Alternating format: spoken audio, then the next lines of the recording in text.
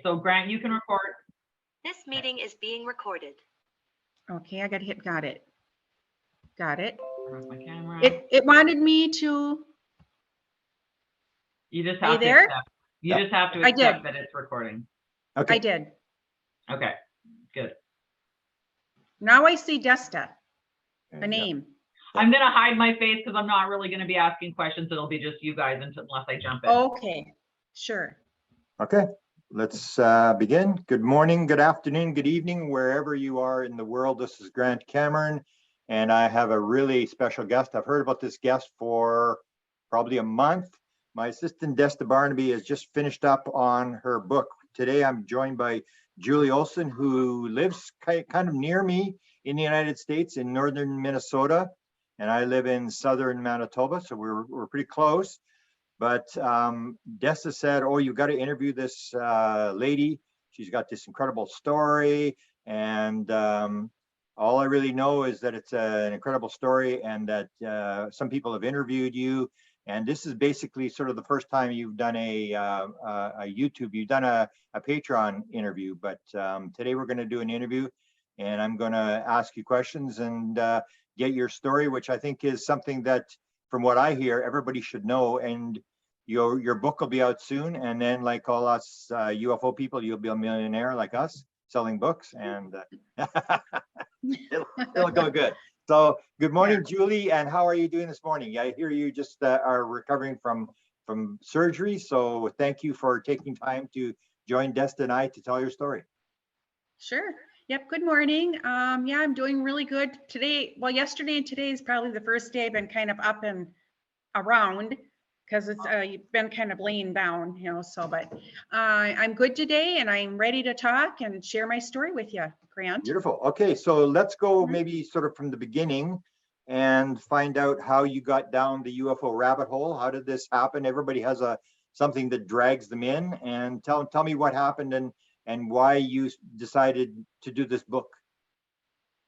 Okay, well, I was already kind of journaling in 2015, you know, because I wanted to write a book. So I was kind of journaling about my upbringing and searching for my biological father, whatever. So I kind of was already journaling. And then in 2019, I got a letter in the mail from MUFON. And they sent the letter to my house, and they asked me if I was the girl from 1982 that witnessed the green light. You know, I could read the letter to you, and I responded to that letter like, oh my gosh, you know. So since, I mean, because I'm 50, I'm going to be 59. I'm 58 right now. So this is like 40 years ago, and to get that letter back then in 2019, it was just like, it was so exciting because you know, somebody's reaching out to me, and I responded to that letter, and I said I am in fact that person, and it was MUFON that sent me the letter. So then I did meet with Anna Moss from MUFON, and I've also, she introduced me to Bill McNeff. I never personally met Bill. He's the president of Minnesota MUFON, I believe, but I have had a lot of conversations with Bill. So, and then Bill had asked me if I had ever had any like other experiences in my life. And I had to think back, and I said, well, yeah, I did have one when I was 8 and about 7, 8 years old in my house. And I don't know if you want me to start talking about that. Absolutely. Oh, okay. So to kind of, well, we'll talk about my book in a little bit, but when my parents were, my mother was in a pool league up at the local bar, and my father was up there, and my brother and I, there were 6 of us kids, and my brother and I were in the bottom bunk, and I was singing Twinkle Twinkle Little Star, and he pinched my arm, and he put his hand over my mouth, and he said, look. So I looked, and in the entryway, the bedroom didn't have a door, it was just the entryway. Okay. And I looked, and there it wasn't human. It was this creature,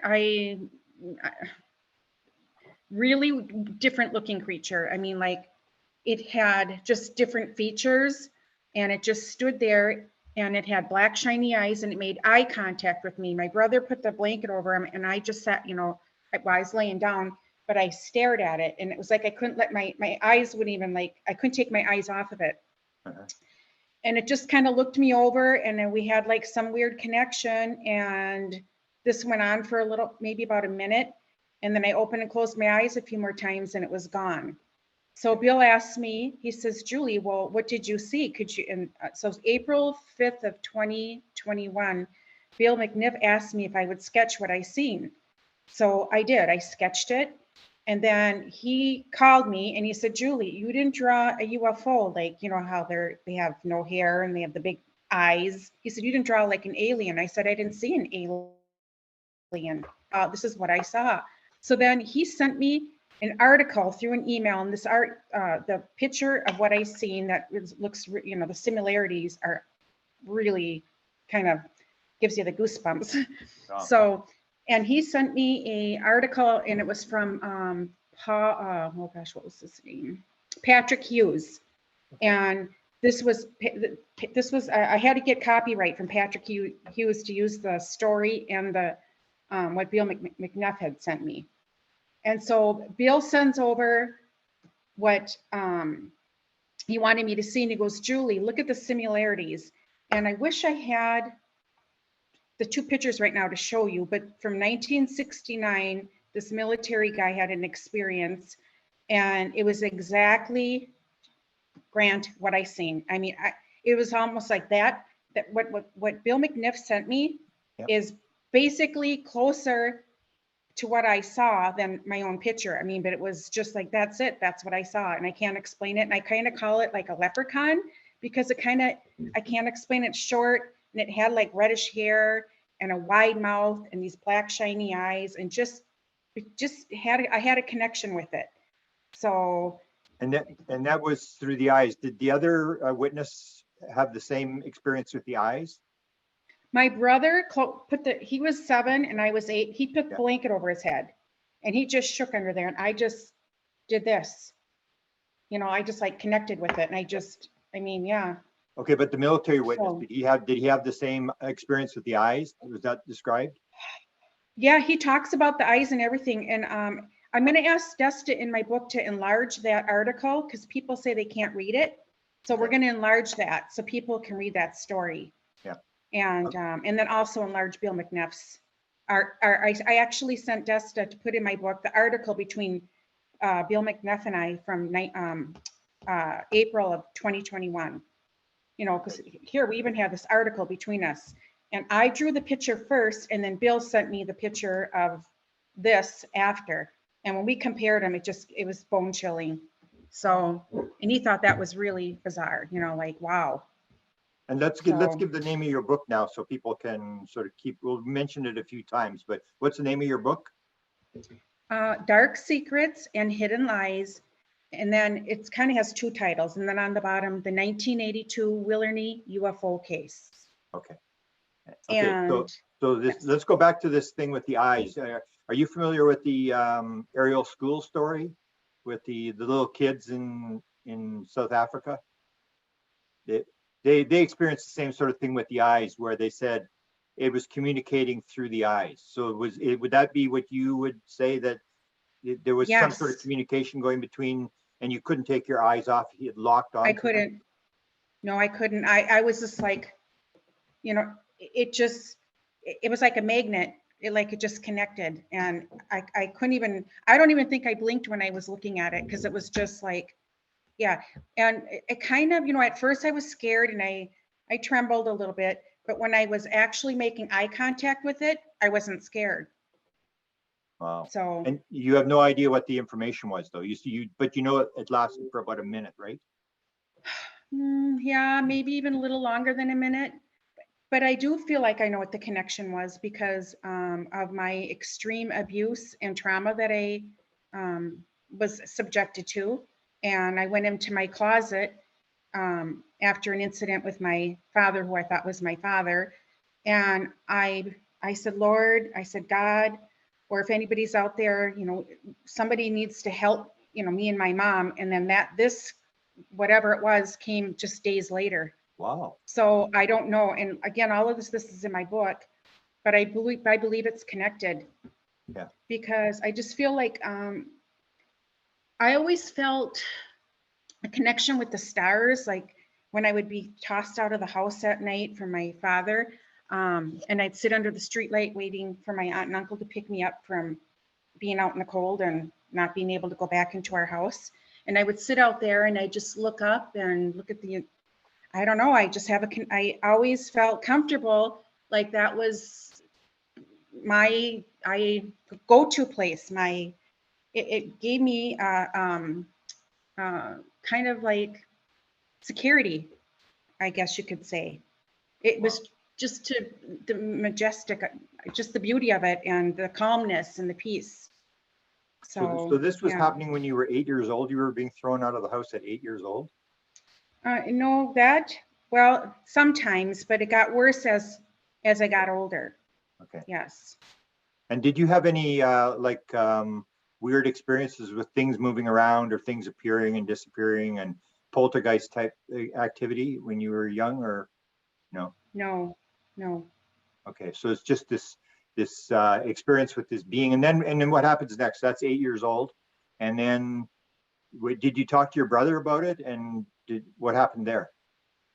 Well, I mean, for a while, we were just both like freaked out, like what was that? And I don't know, just as time, he's 7, I'm 8, life goes on. And then we moved, I think when we were about 13, to the 510 Killarney, to that other house where I actually saw what my mother and I and my stepfather witnessed. So, just as the years go by, yeah, that happened, but you just kind of quit talking about it. And even if you told somebody a story like that back then, they called you crazy or whatever, so I don't know. I mean, but I know what I witnessed, and I'll never forget it, ever. Julie, maybe give a little bit of a background about your dad, or what was happening to you, like because that maybe sets up some of the story as well. When I was 8, around when I seen this. Sure, just like in general, like the general feeling of him being in the house with you. Okay. Do you want me to talk about that now? Yeah. Go ahead. Yeah. Oh, okay. Sure. I am the middle child out of 6 kids, and the father that I had, who I thought was my father, he singled me out because my mother, when they were married, well, they were married for 20 something years, but she had a son and 2 twin daughters, and before I was born, and he fell asleep with a cigarette drunk, and he burned down their house. And then she had to go move in with her mother, and then he left her and the twin babies and my older brother. Again, I wasn't born yet. And then my mother got pregnant with me, and while living at her parents' house. And this is kind of like how her dark secret began. So my mom's pregnant with me, and then she gets, she rekindles her relationship with Rollin, and now they move into this little house, the house that, the little lime green house I talk about, where I witnessed that at 8 years old. And Rollin knows I'm not his child. And I don't know this. I'm a child. I don't know, but I could tell by the way he was treating me, and very abusive, very neglected. He treated my mother and I horrific. I mean, I was never allowed to ride in his car. I was never allowed to, well, gosh, there were so many things. He singled me out. He used the silent treatment. He singled me out. He never picked me up. He never hugged me. He never showed me an ounce of compassion, or my mother. And I always watched my mother get, treated horribly from him. And he would always tell me that I was no daughter of his. He'd come home from the bar drunk, and he'd say, "You're not my daughter." And I didn't understand. And I always say, "Mom, why does he say I'm not his daughter?" And she couldn't talk about it. Yeah. And so the night that he hit me one night, I had a bad headache, and there was a hamburger in the pan, and I didn't finish the hamburger. And he asked he asked my mom, why is there a hamburger in the pan? And she goes, well, Julie didn't eat. She's got a bad headache. And he got me up and I had to stand next to the stove, in the entryway. And he hit me so hard. And then my mom and him, it escalated into a bad argument. And then I ran into that bedroom and I got into the closet. And that's when I pleaded. I said, there's somebody out there, somebody needs to help me and my mom. And I was just pleading, and I don't even know who I was pleading with. I mean, I pleaded with God, I pleaded for anybody. And then like a day or two, and I can't remember, I was 8 years old, I'm 58 now. Then that's when that sighting that I witnessed came. And I almost feel like, was somebody really watching? Like, I don't know, I can't explain it, but a lot of rejection. But I'm here today and I've got a good family. I'm a good person. I didn't let it destroy, the way I was brought up. Basically really made me a better person, to be honest. So Did you feel better after this being appeared? Did it sort of relieve any of the tension and the pain that you were experiencing? well, I felt somebody was watching. Like, I always felt like something is watching over me. I can't even explain it. And I have, I'm an empath too, like I'm always, if somebody's hurting, I feel they're hurt, or I always want to help. If I see a homeless person on the corner, I'm the first person to pull over a car and go run them out $5 or, Yeah. Not when my husband's with me. He's like, no, they do that for, Yeah. you just don't know, but yeah. So. Wow. Yeah. So it was a rough childhood, and Very rough.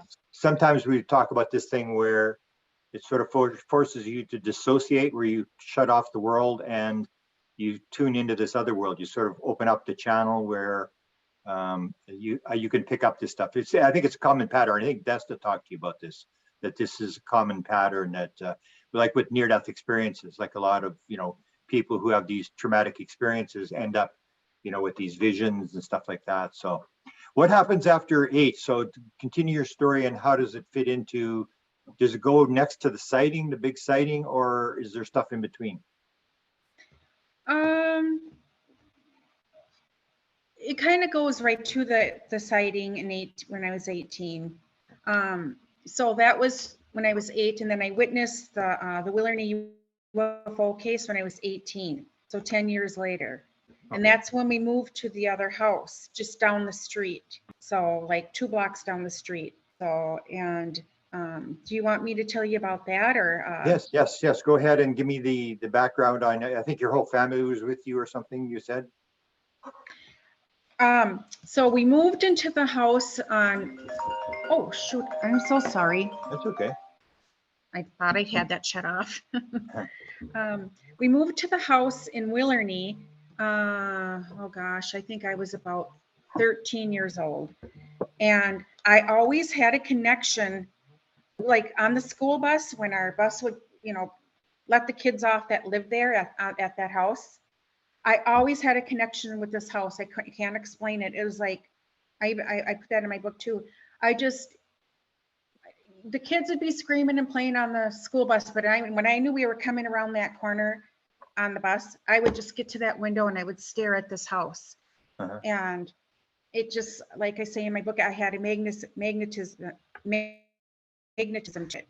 And then a while later, there's a for sale sign up in the yard, and I'm like, oh my gosh, this house is for sale. So we get home to the 218 Kindross, and my brother and I, we run in the house and we tell our mother that, 510 Killarney's for sale. The house that we loved, he loved this house too. And so my mother, we got her to walk down there. My mom, she did not drive. She didn't have a license, but we got her to walk. We walked down to that house with her. And the neighbor that owned it was out in the yard. And my mother got to talk to him. And long story short, my mother was able to buy the house. So we move in, and I was just, probably the excited. I mean, I was so excited just to have that our home now. I love that house. It was my castle. So anyway, moving in there about 13, 14. So 15, 16, 17, 18, those years were horrific. I mean, my father ended up getting cirrhosis of the liver. There was a lot of fighting going on. There was a lot of, that's the time that he started throwing me out of the house, and rain, sleet or snow. And I would go, because we had a little street light in our yard. So that street light was on our yard. It was on the corner of our yard. And when he would come home from the bar drunk, he would throw me out, and no socks, no shoes.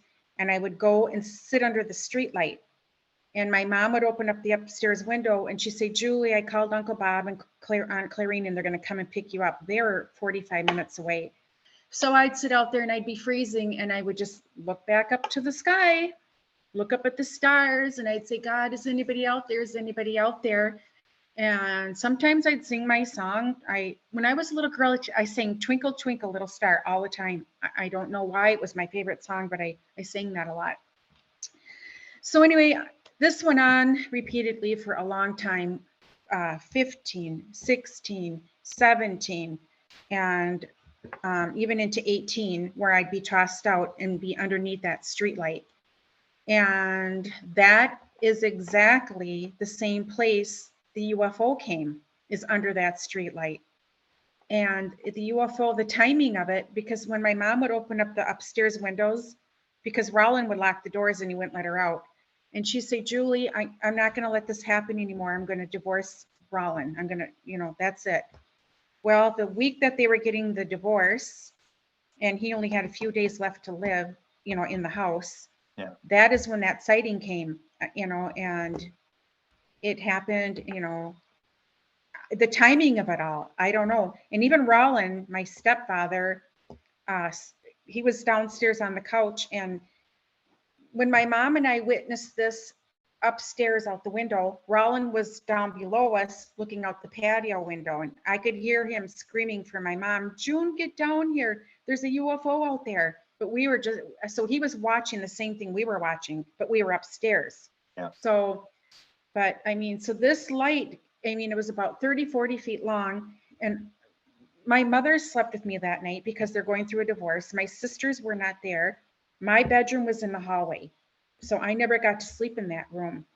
And I'm thinking, what if I didn't get to sleep in that room that night? I would have never witnessed what I witnessed.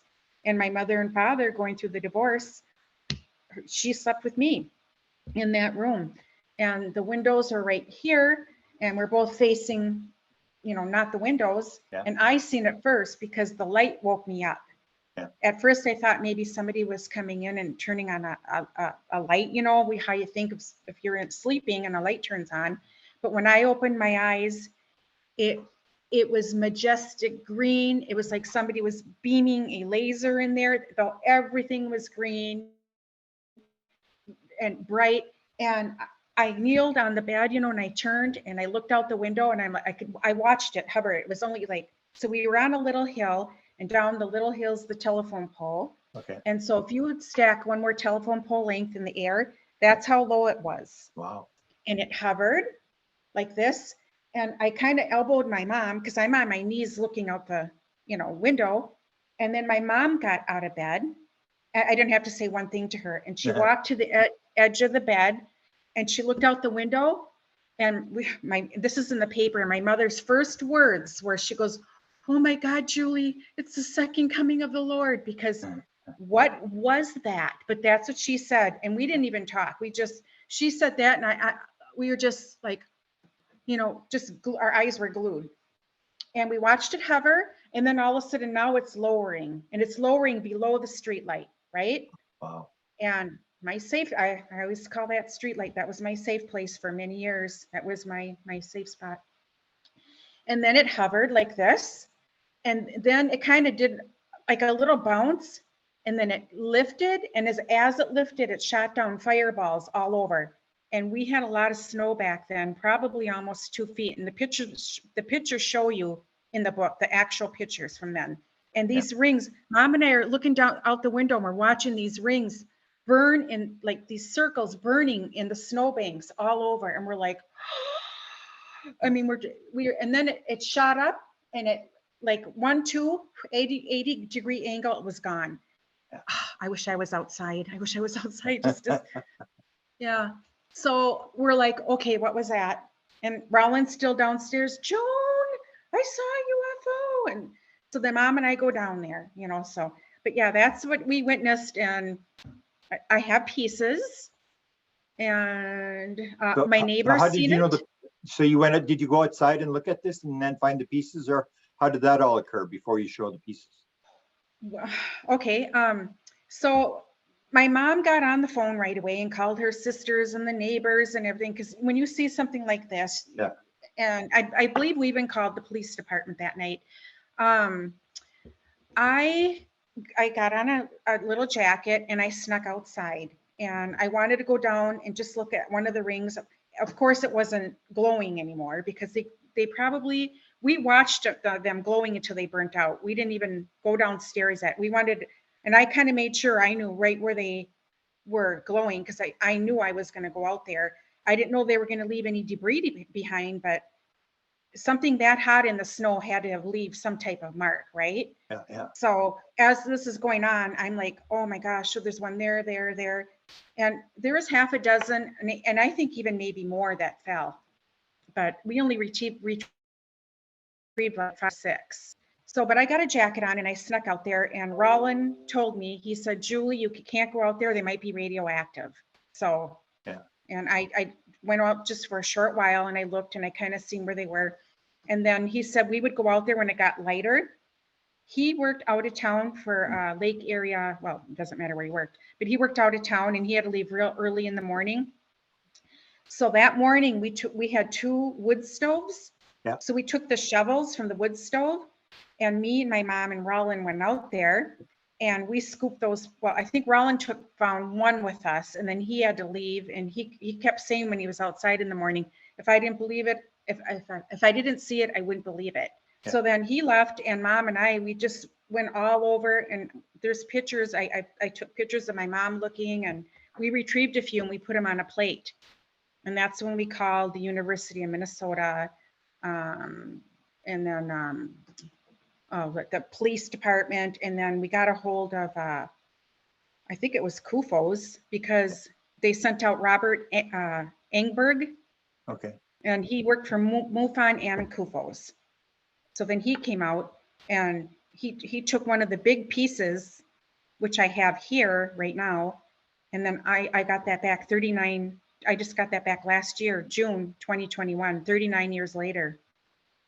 And I searched him out and I couldn't find him. And it, with MUFON getting a hold of me in 2019, I said, I need to find this Robert, you know, because his name was on our letter. And the letter we got back from CUFOS from when my mom wrote that to him in March of 1982. Okay. So, and his name was on there, and it took me a while to find him, but I did find him. So, and I met up with him and he gave me the piece back. I had to sign a transfer document, but he gave it back to me. So you called the newspaper too, though, right? The newspaper came out first? Oh, yes, I'm sorry. Yes, the newspaper too came out. Actually, we didn't call the newspaper. They called us because there was a sighting somewhere in, oh God, Bald Eagle Lake that somebody was talking about too, that they seen this lime green light. But this editor, Joseph Tui, came out to our house and took pictures and interviewed my mom and I. Yes. That was like the day after. Wow. And what did they have a conclusion, or how did they write the story? With just tell the story, or were they Willernie UFO encounter. They put us on the front page of my mom and I standing or kneeling in the snow with a piece that was still undisturbed. And then they have a picture of my mother and I in the paper holding the pieces that we collected. And so there's just a few little articles, like 4 articles from the paper. Oh. So explain this thing with the, so it's shooting down and making these circles. Can you go through that again, and how big the circles was the metal in the circles? Yeah, so each one was a ring, and it burnt down, melted like that far into the snow. Okay. Like at least a good 4 inches. That's how hot they were. So, and I have one I could show you right now. Let's see the piece here, and let's. I gotta, Tom? Oh, I gotta grab it, hold on. Okay.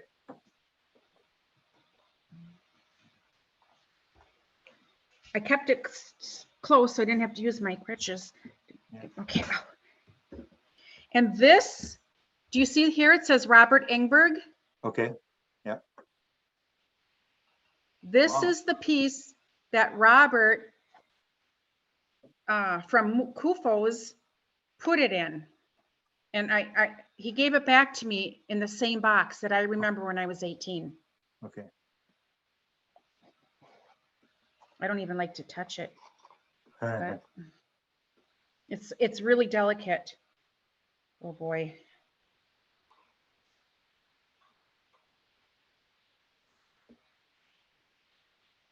Wow. Okay, I got to get in the camera. There it is. These are the rings, and you can see how charred they are. Yeah. And Wow. there is multiple rings. So they're all the same shape, Wait, like the ring? They're all ringed like that, the pieces? I'm trying to get in the, where's the camera? Yeah, Oh, you had here. it there when you, yeah, right there. Okay. Yeah. Lift it up a little bit. And Yeah. it's leaving ash. Oh, Wow. yeah. Wow. And And so you recovered 6 from 6 rings, correct? yeah, Is and it- it's leaving ash on my finger. I'm going to put Okay. it back in there. There's no Like I say, I writing don't on even it like or to any sort touch of inscriptions or anything on it? No, I didn't see, but there is, it's so layered around. There's like multiple layers. It has lots of layers, and it's just charred. So it's It's layers really of charred. metal, are you saying? Like, I don't know if it's metal because it hasn't been tested yet. yeah. And then around each one of these rings was ashes. I say the ashes went out. So like here's the ring, and the Yeah. ashes went out at least, oh gosh. They were out far, like, you know what I mean? Like when it hit, Yeah. it wasn't just like a little ring of ashes. It was like 12 inches, maybe more than that. They went Wow. out far. Yes. Wow.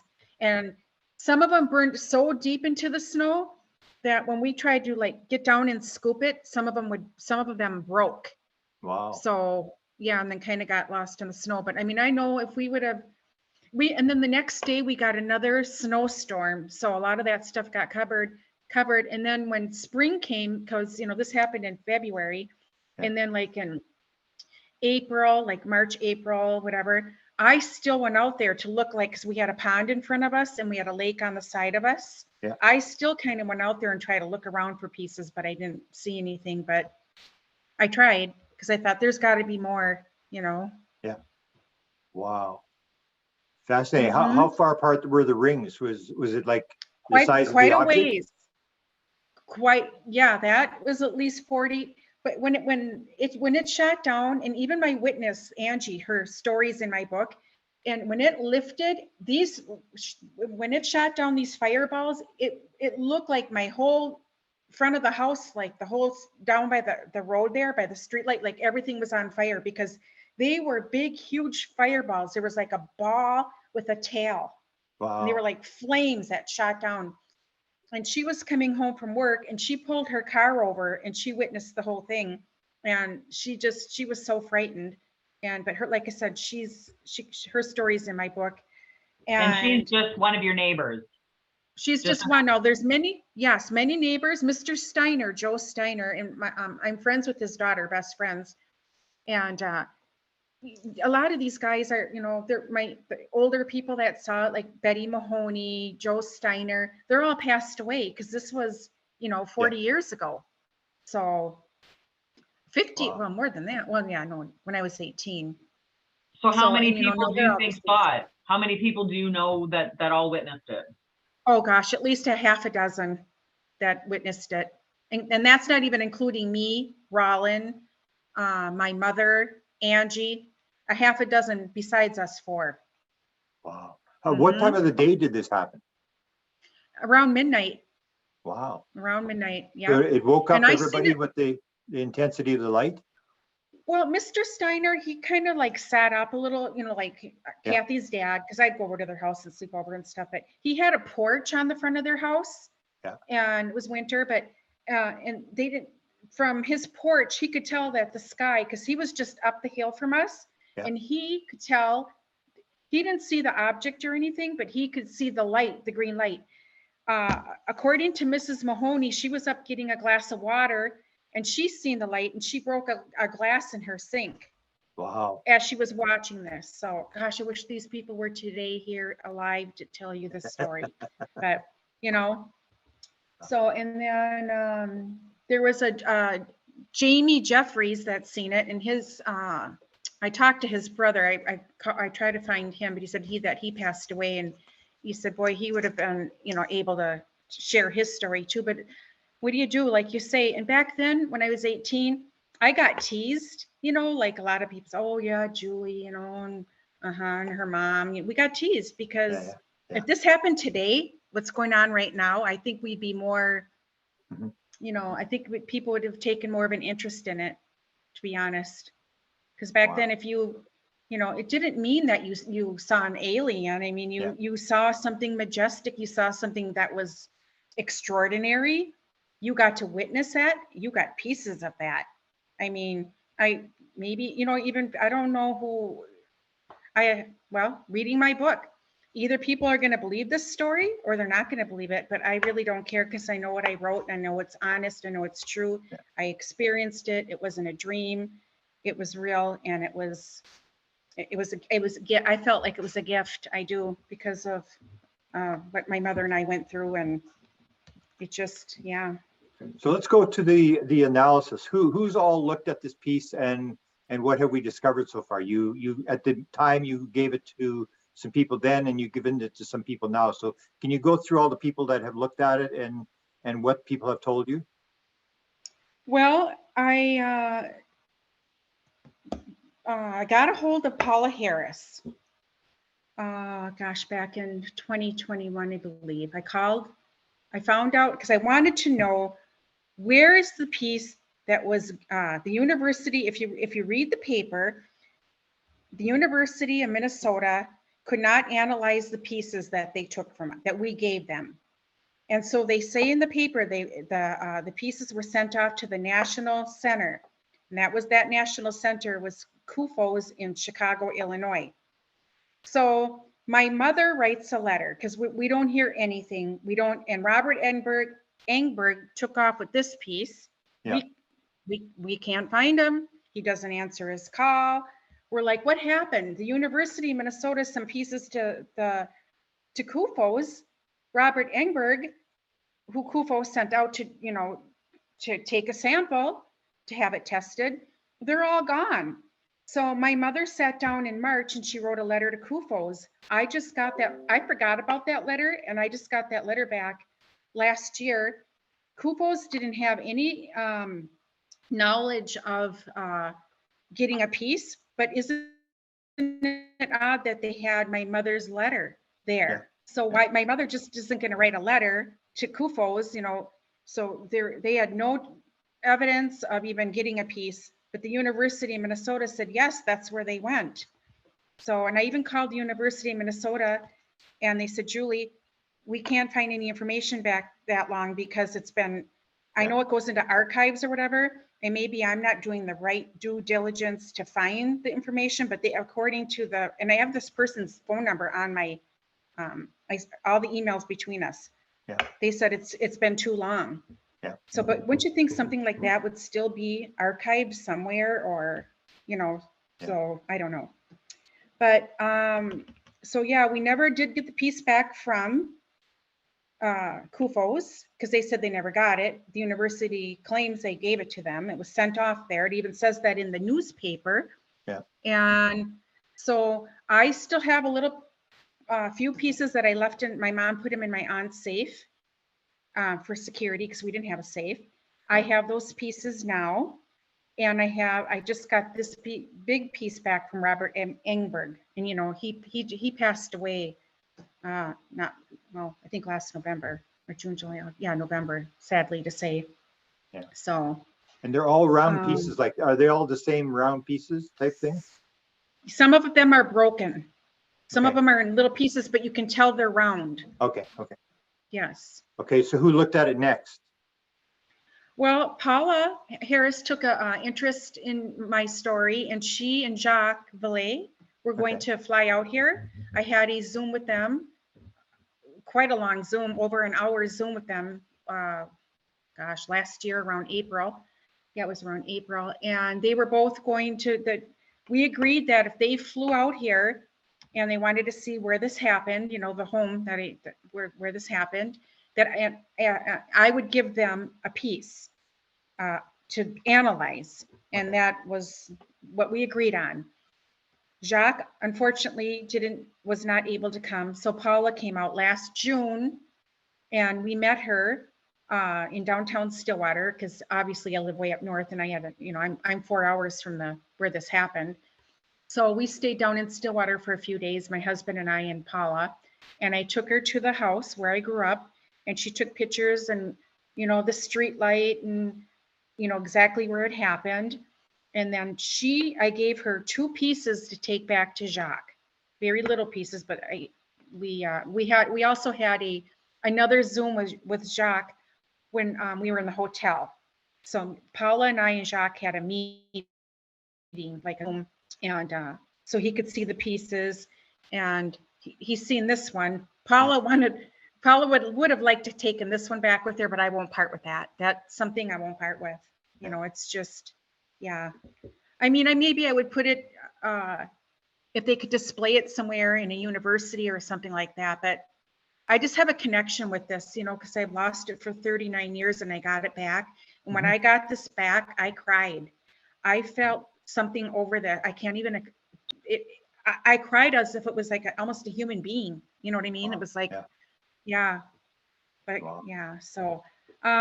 So anyway, Jacques does have some debris of it. And I think in October, I wrote it down. He's going to test it. In And October? it hasn't been, let me see. I'm just going to read you this. Well, this is October 4th, 2021. Hi, Julie. Yes, I just received the signed document last week, so now I can show the samples to my colleagues. We have 5 earlier cases ahead of this one. We are about to publish our first detailed paper on a case in Iowa. So we have no fixed plan at the moment for the analysis of your samples. We work as fast as we can raise money to pay for the tests. So since then, I've not, so Paula's kind of dealing with this, with Jacques. So October of 2021, I've not heard anymore. I think that was I think I sent him one message after that, but. Did Jacques did Jacques seem very interested in the case, and what did he ask about the metal samples? What did he ask about him? Yeah. Well, he's got that. He can analyze them at any time. Yeah. So, but what kind of conversations did you have with him in terms of him? Was he interested in the story? Did he? Yes, extremely interested. Yes. Okay. So that's interesting that they've got the pieces. I'll maybe follow up on, because I think I know who's doing the analysis, but Jacques Vallée has got a big collection. So let's hope that it works out, especially when you talk about it being layered, which is extremely interesting. Do you believe that the incident happened for you to see? Do you connect it with the event when you were 8 years old? Do you think it was a random event, or do you think that maybe they wanted you to? This is for you. This abuse that my mother and I, we received, I shouldn't say received, that Roland put my mother and I through, this constant abuse and neglect, and then her always telling me when I was little, Julie, I'm going to divorce him. And the week of their divorce, he has to be gone. And my mother and I are together. And we, before we even laid down that night, I said, oh my gosh, Mom, basically you're divorced, because it was going to be final.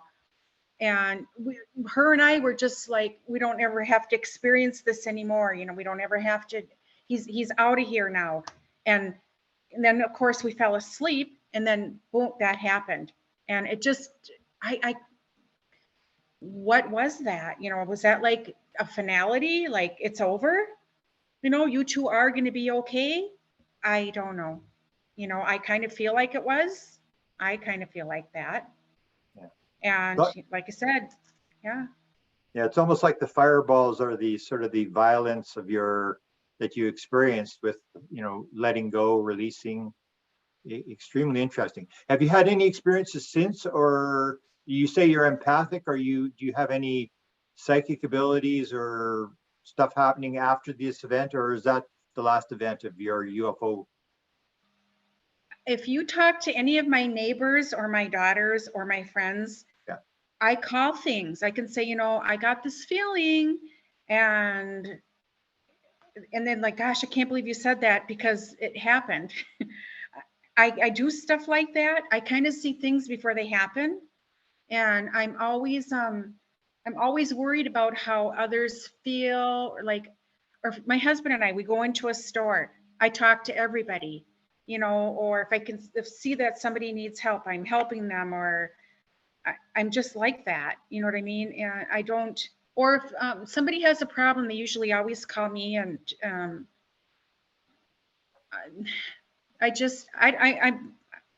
I'm there for people. I feel like I need to be there for people. Like, it's, yeah. I feel connected to people. Like I just have this connection. Like I'm always worried about, how I want them to be okay. And like I say, they say the empaths kind of take that on, Yeah. but that's just how I am. Yep. Any UFO sightings, or can you sense when a UFO is going to be seen?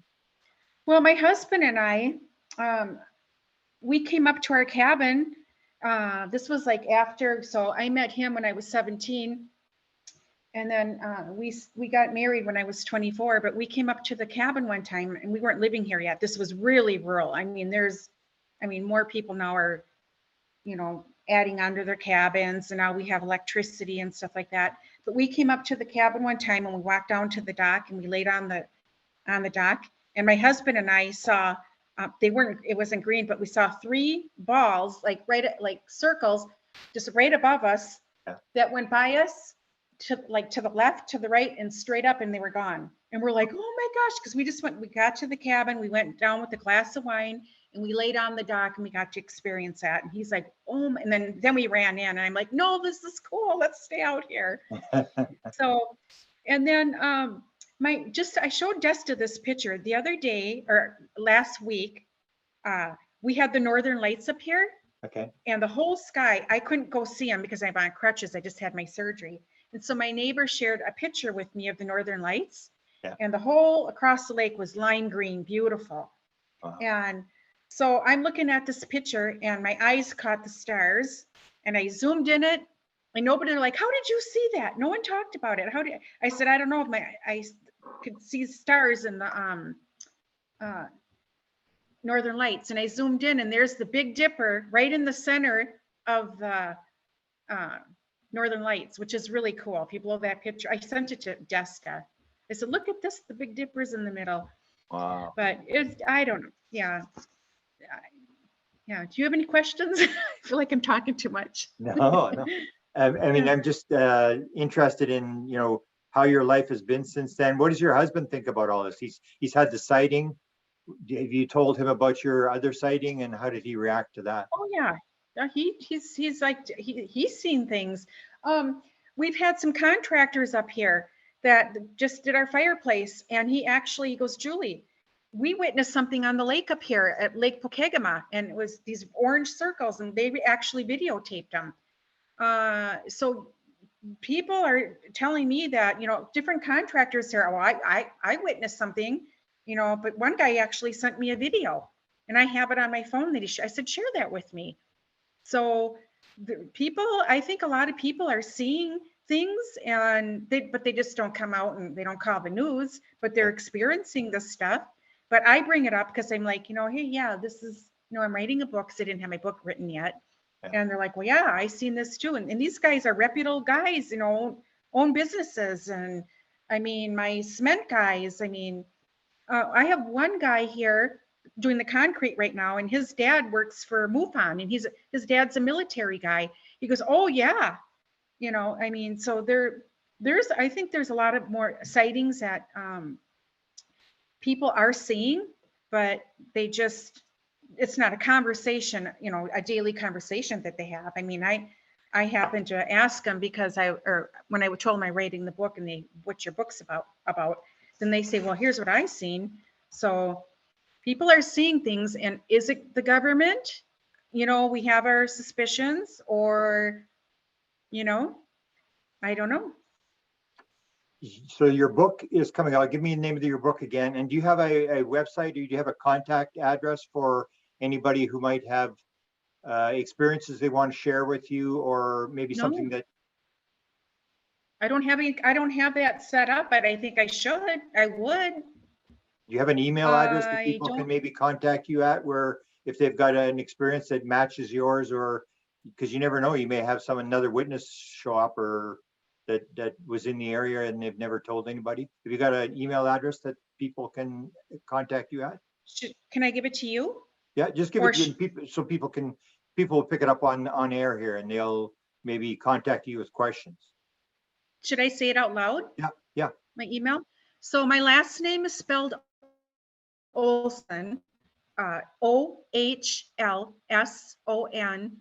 Julie, JULIE, 726@gmail.com. Okay. All lowercase. Yeah, Ohlson Julie 726@gmail.com.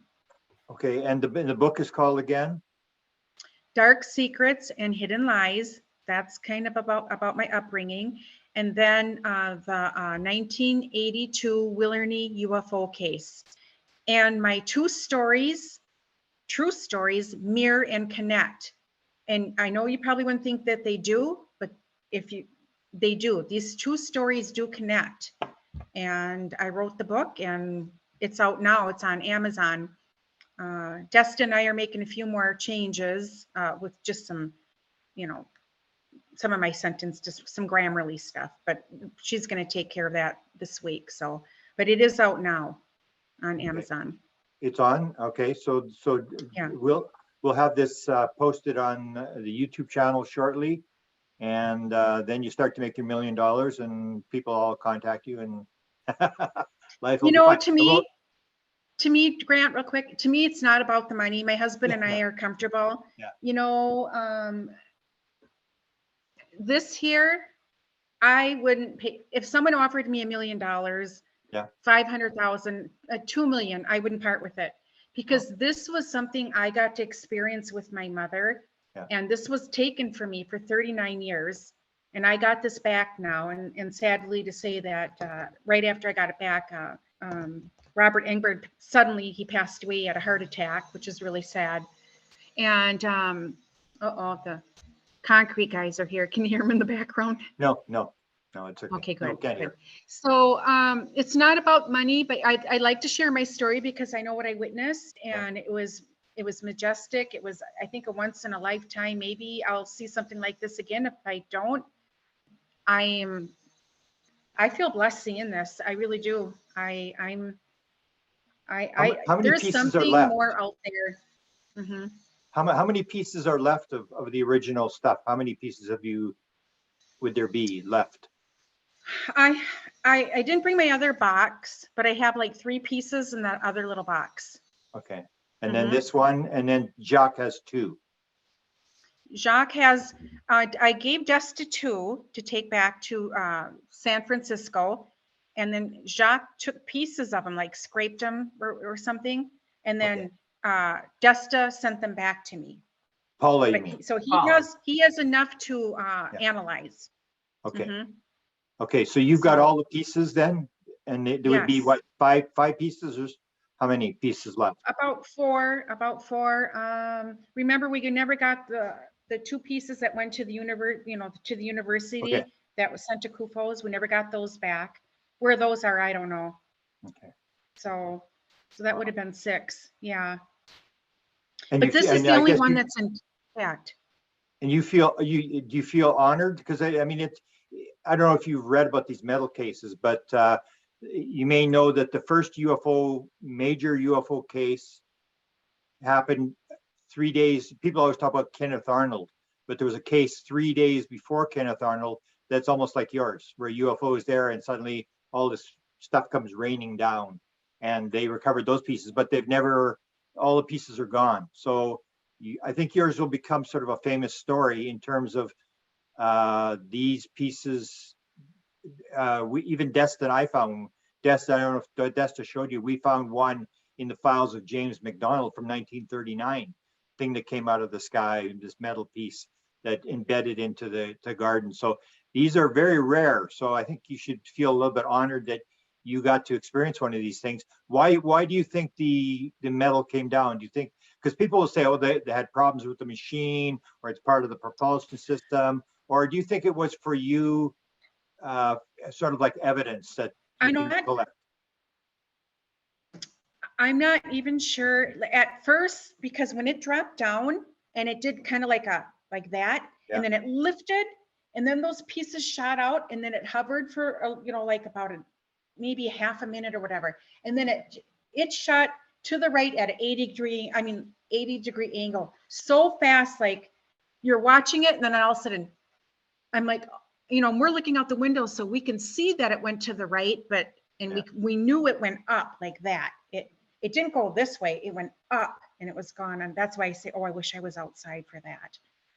But I don't know if it had a issue with it that it did that, or because it got so low. When I say when it got low to the ground, it got like 6 feet above the ground. I'm talking, and it came down that low and it shot up.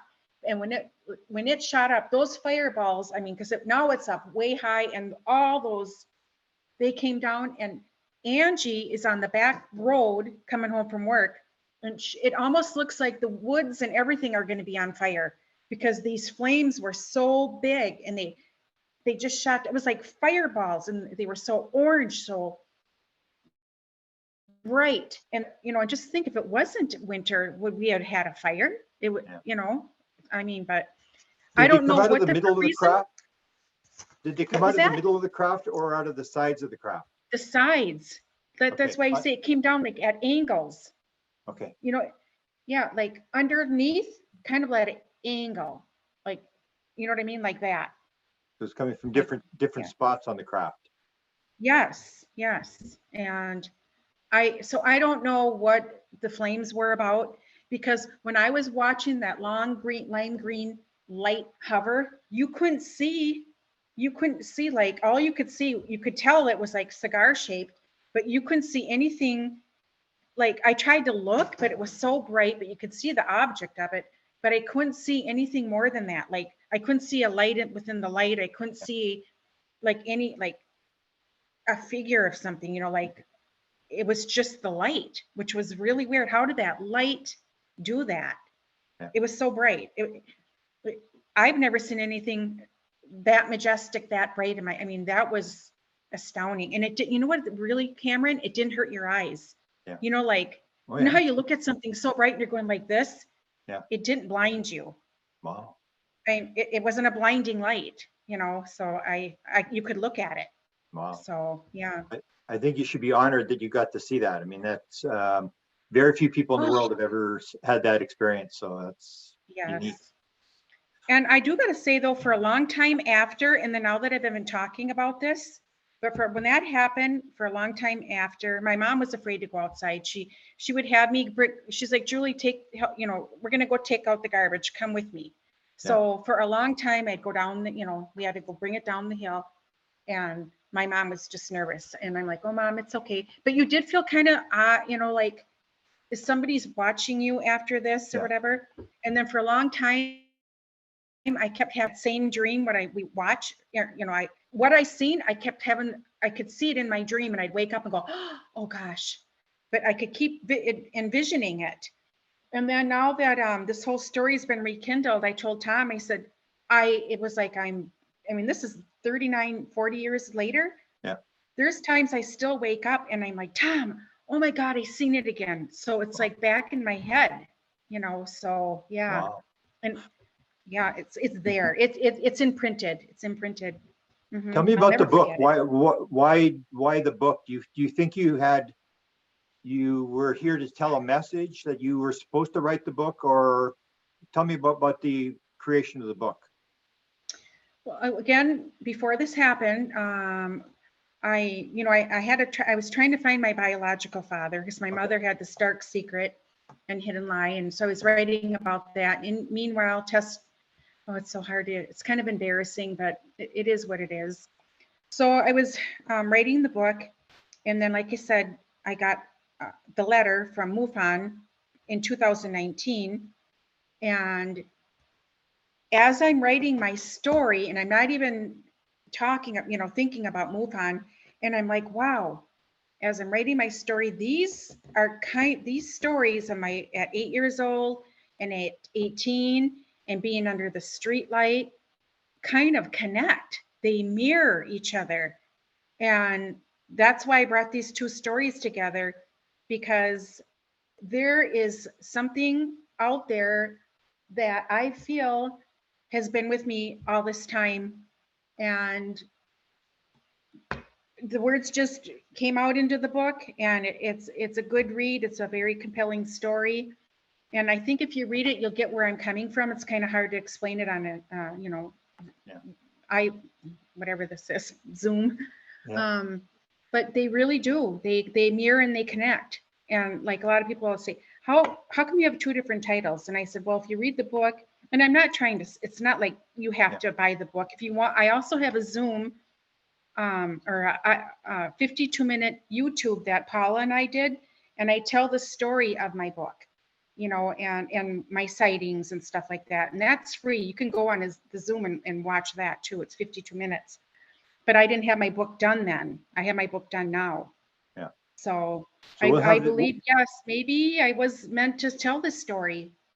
Yeah. So we'll have it on YouTube channel, my White House UFO YouTube channel, and it'll also be on my podcast. I have a podcast called Paranormal UFO Consciousness Podcast. So it'll be on there as well. So there'll be a lot of people listening to it, and hopefully you'll get some feedback, and sure. People will learn, because that's what it comes down to, is that if everybody tells their story,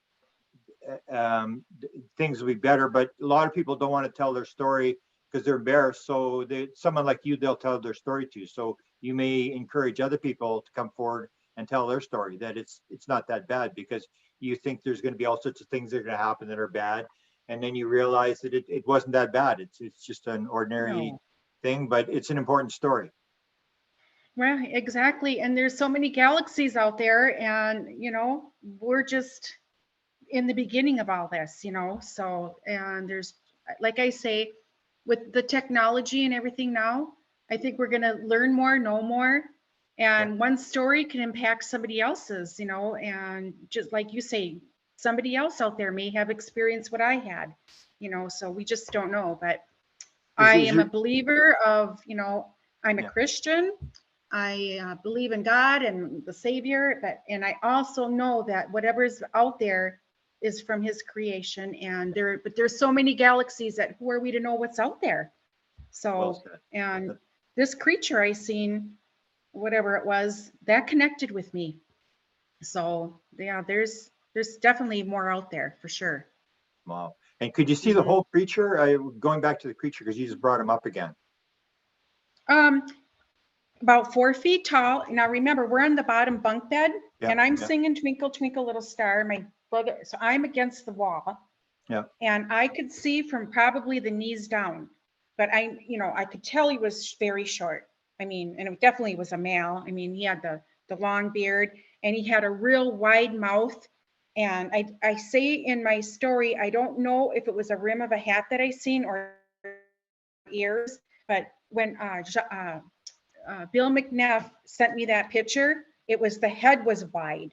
So it wasn't a hat I was seeing. I was seeing the wide head with the big ears, and just the eyes, and just the whole, it just like a humanoid, whatever type person, whatever this was. But no, I could not see the feet. I could only see probably down but to the knees, and it was already really short. I never sat up. I just stayed laying down. I never sat up to look at it. So I wish I would have. Yeah, one of the questions I always ask people, I like to ask weird questions about the alien. Did he have any clothes on? Yes, it actually had like a belt and long like a coat, and it had bulky things on it, like bulky shiny buttons. To me, that's what it looked like. And the bedroom door didn't have a door on it, and we had a window behind us, and the flame bar was behind us, and their big parking lot street light always reflected into that bedroom, and it reflected right into that doorway. So this wasn't an illusion. It wasn't a shadow. That was standing there. But yeah, it did have clothes on. Wow. Is your mother still alive? No, sadly to say, she passed away in 2018. Oh, because she would have been so proud of you to do a book and to tell the story. That's why I dedicated my book to her. Good for you.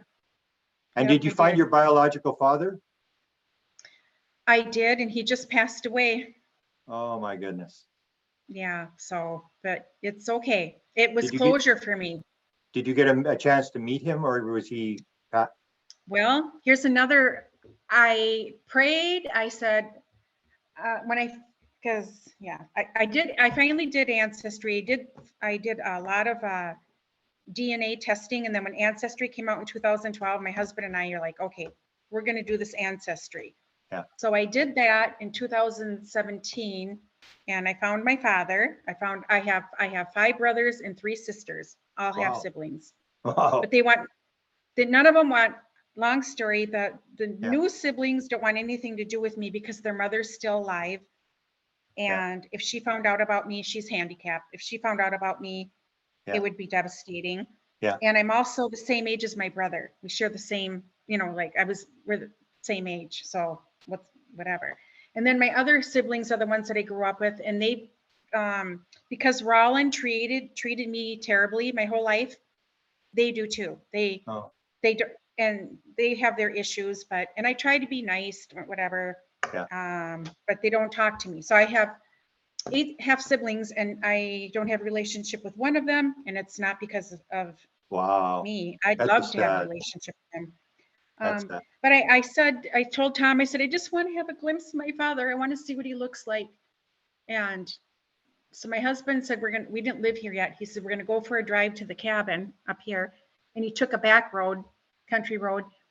And then he says, we're going to pull over there. There's a guy on a tractor. And he says, we're going to go ask him for directions. And so we're driving down this driveway, and Tom goes, Julie, this is your father I'm going to go talk to. And I'm like, he was on his tractor. I said, no. And I sunk in my seat. I said, no. So Tom gets him at the window, and he's like, yeah, we're lost. We need directions. And there, I prayed for the glimpse. I just need a glimpse of what he looks like. And there he was. Wow. So he was at the window talking to us, giving us direction. And he stared at me, and I stared at him. Because see, he already had known about me. Yeah. So did I ever see him? There's your answer. I got a glimpse. Just what I wanted. Just a glimpse. And then now he's passed away. Wow. That's a wonderful ending to your story. Wonderful. Yeah. Give me the name of your book one more time, and then if Desta's got a question, we'll go with that. Otherwise, we'll shut it down. What's your name of your book is? Dark Secrets and Hidden Lies. Yeah. The 1982 Willernie UFO case. Beautiful. By Julie Ohlson. By Julie Ohlson. And here. Oh, here's the cover. Yes. Beautiful. See, and there's a little girl underneath the street light. Wow. And then the UFO is shining down on me. Wow. The green light shining down on me while I'm sitting under the street light. Beautiful. It looks like a Matt the Pond guy cover. It is. It's very distinctive covers. Matt makes all these covers from Toronto. He's quite artistic. Yes. Well, I asked him, I said, I need to have a street light in there with me sitting underneath there, Yeah. because that was my life. That's where I would have to go to. That was my safe spot. Wonderful, beautiful. Mhm. Anything you want to ask, Desta? I'm going to link the book in the description, and I was trying to be able to share the screen to show, because Julie, I don't think she said here, actually drew the bean, right, Julie? And there's a picture Yes. of it in the book. So I was trying to send it to you, Grant, or I was I trying have to it. share it here, but I can't do it. Oh, here, I we can- can see, I we got can- it in the book here. We've got a, And Paula or Desta, I have it. Oh, here it is. So this is what I drew, what I seen here. Wait, I got to go over that way. a little bit more over to your left. Oh, The other way. gosh. There you go. Okay, right there. There you go. And a That's what I beard. drew. That's kind of unusual. It had a beard. Yes, ears and it had sticking out red. like that. Yep. Yeah, it And did look, then- does look like a And leopard. then, kind of, and then this is what the president, Bill McNiff sent me about after. Wait, I gotta get. Look at that, and that's exactly what I seen. Wow, So there's his, interesting. and I remember I drew, he goes, Julie, you didn't draw an alien. I didn't see an alien. I saw, and then there's mine. Yeah. Whoops. Over to the left again. There you go. Yeah, that's right. Interesting. That's your Right? friend from space Hmm. who It was might be watching my you. little guy. I don't know. Could be. Wow. Yeah, when I cried out to him after I got when I went into that closet. Yeah, I don't Wow. know. Hey, have Mm-hmm. you been invited to speak for Minnesota MUFON? I've spoken there twice. It's kind of a big group. Have they given you an offer to go down there and speak in Minneapolis? They did a few times, but when they reached out to me in 2019, then right after that, I broke my shoulder. Oh, wow. I know. I was watching my daughter's dog, and I took him outside to go to the bathroom, and he pulled me, and I slid on some ice and landed. So I broke my shoulder and all this stuff, but I never did get down.